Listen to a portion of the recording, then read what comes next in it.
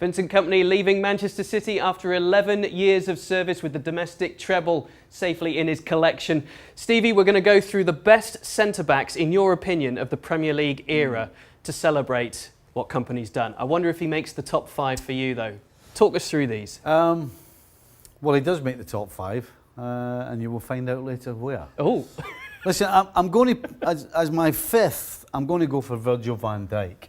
And the only reason that he's only in 5th is because the rest have got longevity on them, you know.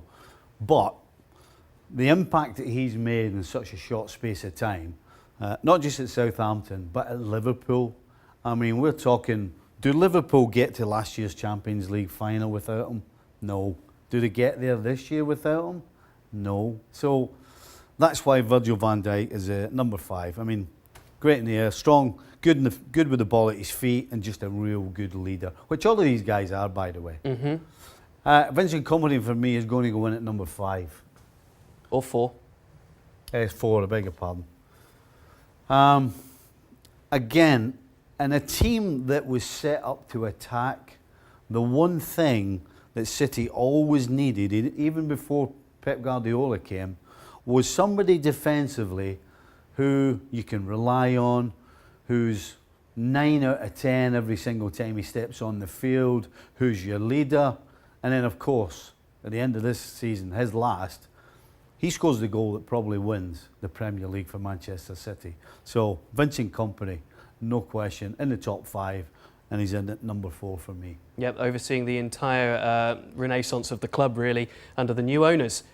Where else do we go for the top 3 then? We've got 4 United players to pick from here. Yeah, we do, yeah. I mean, that shows you how dominant that Manchester United have been in the Premier League, and how good Fergie was at picking defenders. You know, I'm going to go for number 3, it's John Terry. Part of the start of this Chelsea dynasty, if you like, helped along by Mr. Abramovich, and of course Mr. Mourinho. But again, John Terry, the one thing all these guys have is, as already said, leadership qualities. The guy that you want when you stand on the field and you look to the side of you and he's standing there, you're, thank goodness he's on my team and not the other side. You know, with the ball, probably not as good as Van Dijk, but certainly attacking balls in the air, you know, covering his defenders and organising. Absolutely fantastic. So for me, John Terry, number 3. Won every single major club trophy available with Chelsea, and part of every single one of their title wins under Abramovich. Top 2 then? Top 2. Number 2, I'm going to go Tony Adams. Now, I think Tony Adams is your old-fashioned type centre half who, when Arsene Wenger came to Arsenal and changed the way they played, I wondered whether Tony Adams was going to last. You know, with the ball at his feet, he was not the greatest, but he was competent.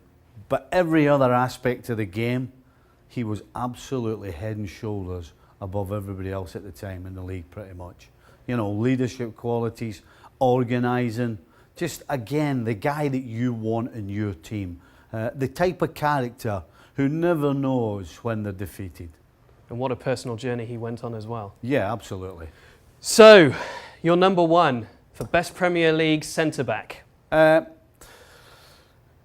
Again, Steve Bruce, fantastic captain, fantastic centre-back. No, steady. Jaap Stam, again, dominating again, centre-back, dominating, leadership qualities. Nemanja Vidic, my goodness. Him and Stam, wow.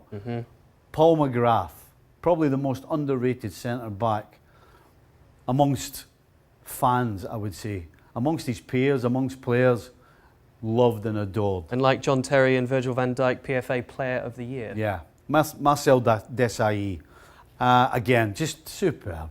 I mean, could do it all. Pass it out the back, big and strong, win balls in the air. But the ultimate footballer for me is Rio Ferdinand. I mean, centre-back play, as much as anything else, is about reading the game. And Rio Ferdinand did have pace,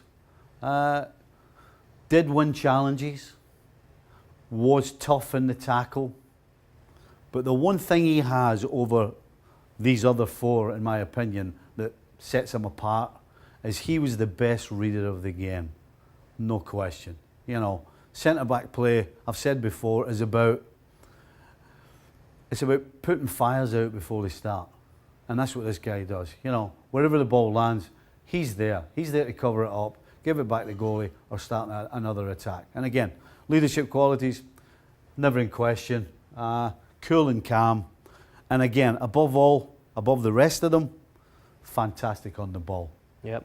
So, Rio Ferdinand, for me, in my opinion, has been the best centre-back in the Premier League so far. Okay, 10 of the very best then, and the very best as far as Stevie's concerned here, the best 5, with Rio Ferdinand top of the tree. Let us know who gets your vote at ESPN FC.